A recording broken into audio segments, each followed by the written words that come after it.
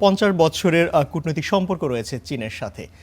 বাণিজ্যের তো বাংলাদেশের বড় একটি অংশই আসলে চীন কেন্দ্রিক, কিন্তু বাণিজ্য ঘাটতি যদি বিবেচনা করি আমরা, বাংলাদেশের সবচেয়ে বড় বাণিজ্য ঘাটতিও চীনের সাথে।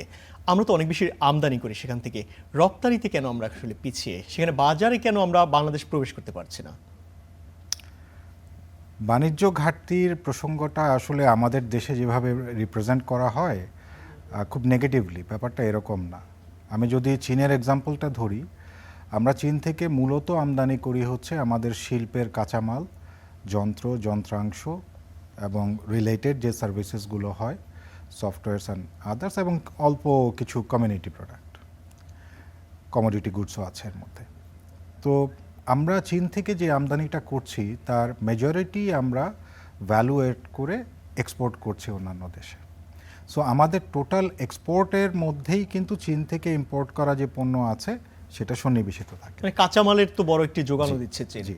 সো সঙ্গত কারণেই সারা পৃথিবীব্যাপী আমাদের যে বাজার আছে, সেই বাজারে বর্তমান আমরা যে বাজার মূল্য পাচ্ছি সেগুলোকে মিট করতে গেলে চীনের আসলে বিকল্প আমাদের কোনো এই মানে সোর্স এই মুহূর্তে আমাদের হাতে নাই। তো তাই ওদের কাছ থেকে আমাদের বেশি আমদানি করতে হয়। এখন কথাটা হলো যে আমরা বাণিজ্য ঘাটতি কমানোর জন্য কি করতে পারি।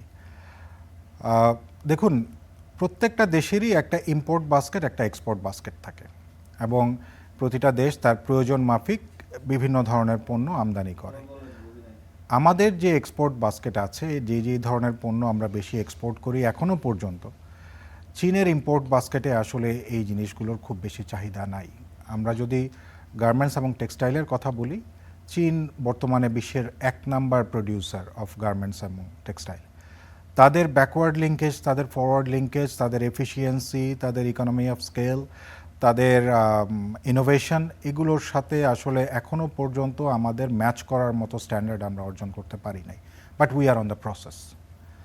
সো আর বেশ কিছু জায়গায় চীন যেখানে রিলোকেট করেছে এই সেক্টরসগুলোতে, সেগুলোর পিছনে বেশ কিছু কারণ কাজ করে। তারা প্রতিবেশী দেশ, তাদের মধ্যে যে সুসম্পর্ক আছে, তাদের যেই ইকোনমির যেই ট্রান্সফরমেশন আছে, এই সকল ব্যাপারগুলো নিয়ে আমরা দেখতে পাচ্ছি যে বাংলাদেশে চীনের এই প্রসঙ্গে বিনিয়োগ বাড়ছে।